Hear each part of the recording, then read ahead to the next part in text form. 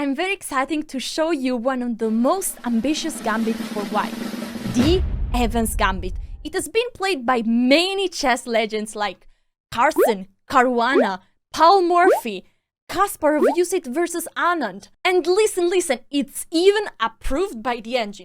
And best of the news, if your opponent is not prepared, you can win in 11 moves.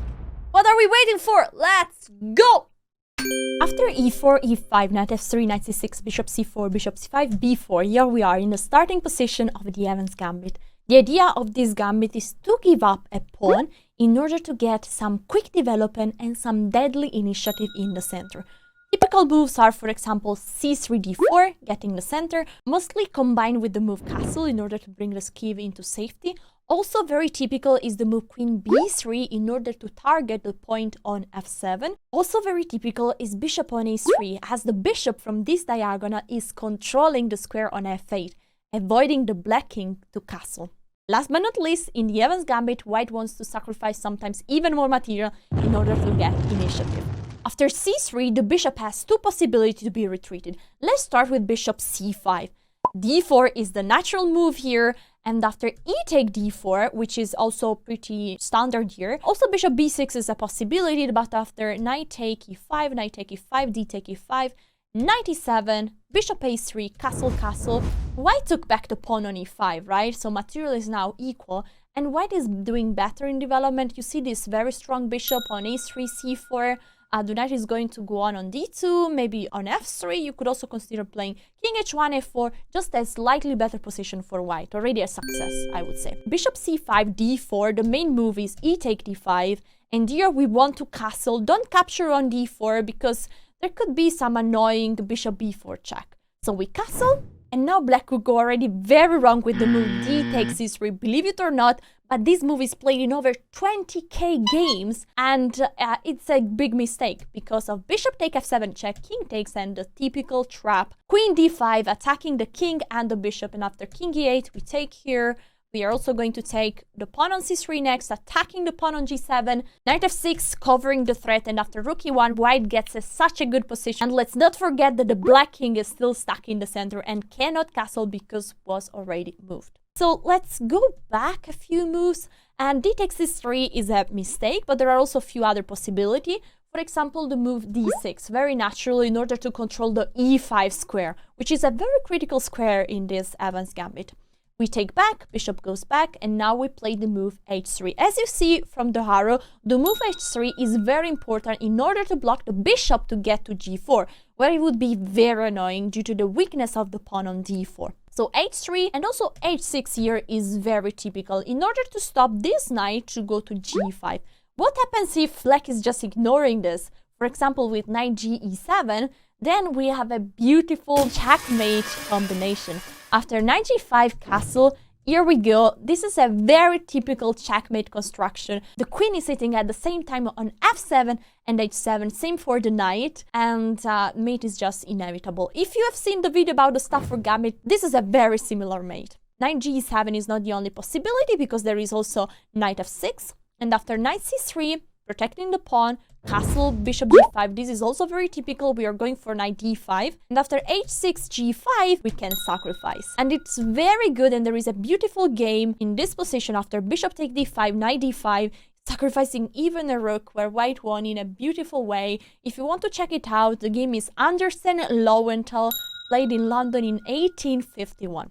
So in this position after h3, black needs to play the move h6, but here white gets still such a good initiative after d5, the knight needs to move, and the move e5. Opening up the position, black is still so much behind in development, and white is ready to go out with all the pieces. So we can conclude that the line with bishop c5 is not the best for black. So let's go straight into the main line, bishop a5. Now we go still with the move d4. Here there are two possibilities for black, the move d6 or e take d4.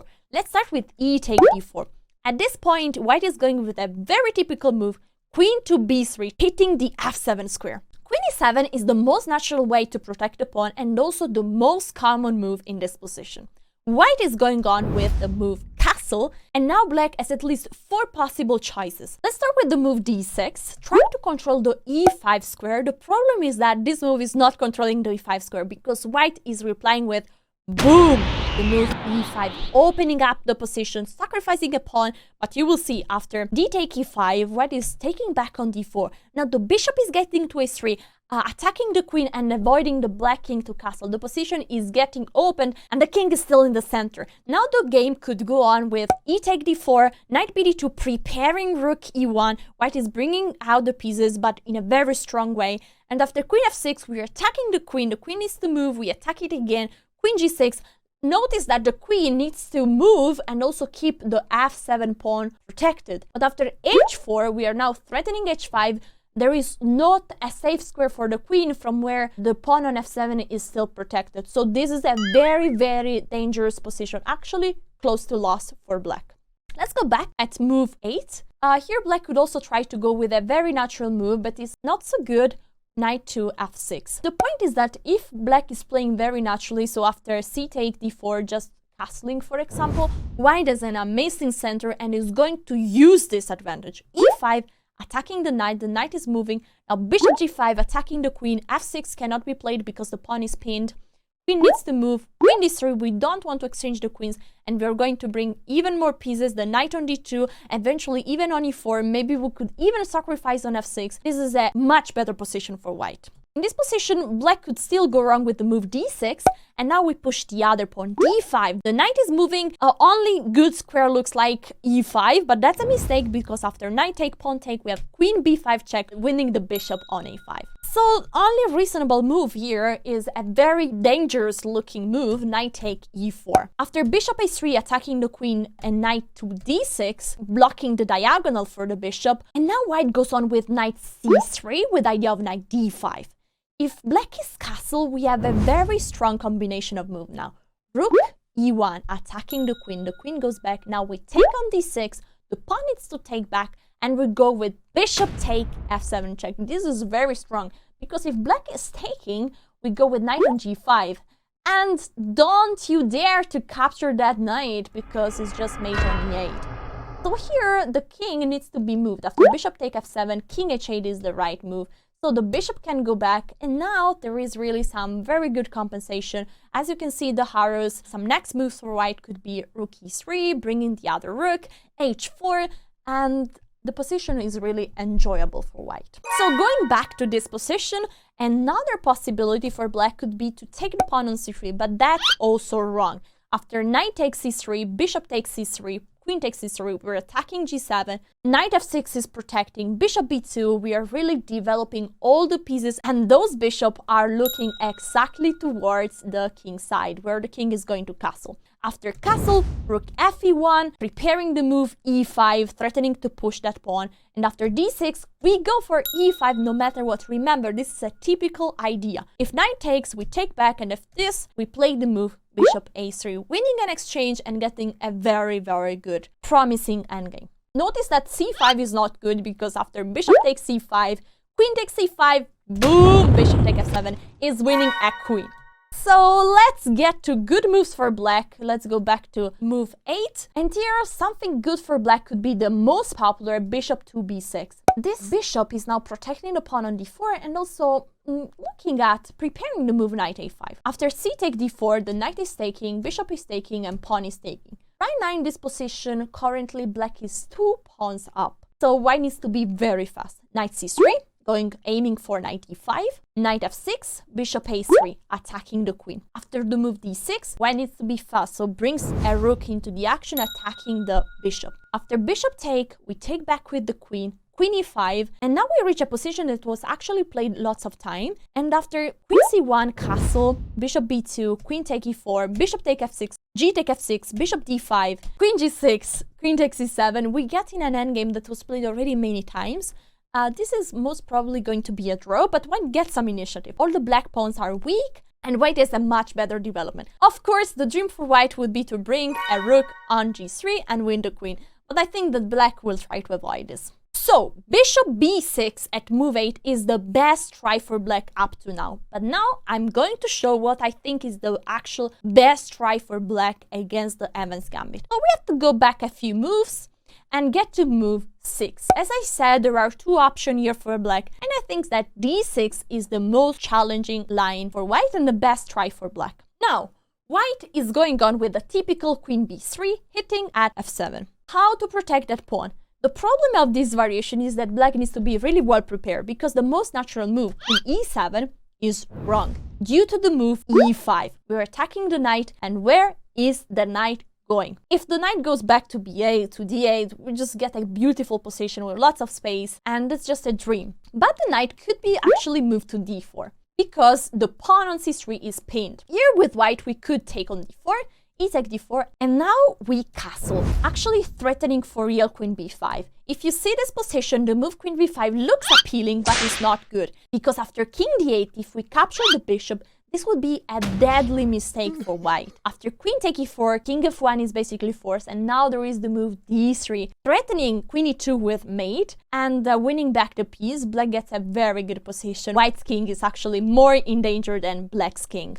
So here, we actually really need to castle, and now we are threatening queen b5. After bishop b6, saving the bishop, we can develop another piece, threatening to capture back on d4. And after pawn take, knight take, white gets a very pleasant position. As you can see, the arrows, the knight might go on e4, taking the bishop on b6. Then we might bring a rook to e1, going on with f5, f4, e5. White has a very, very enjoyable position.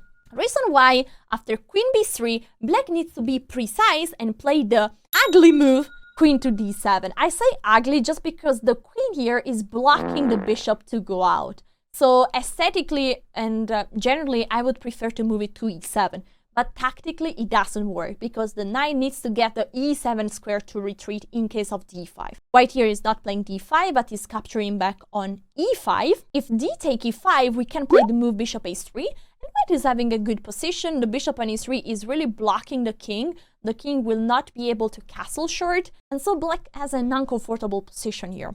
Reason why the best move here is bishop b6, just delaying the capture on e5 and preparing knight on a5. And now we need to be precise with white and play the move a4. We are just giving a square to the queen after the move knight a5, and after knight takes c4, queen takes c4. Black has the bishop pair now, but white gets an unclear position.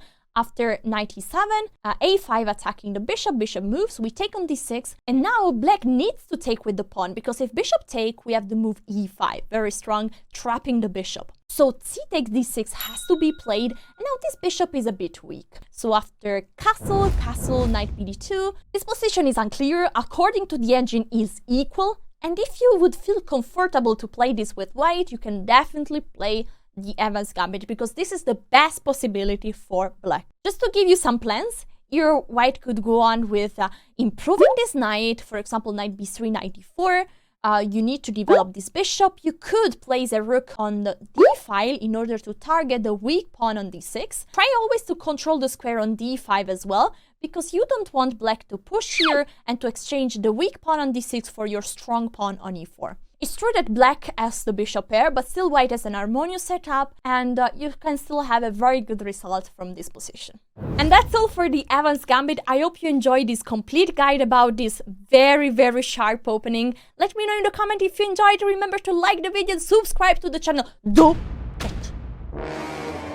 Do it, man. Real, do it! Do it! And see you next time.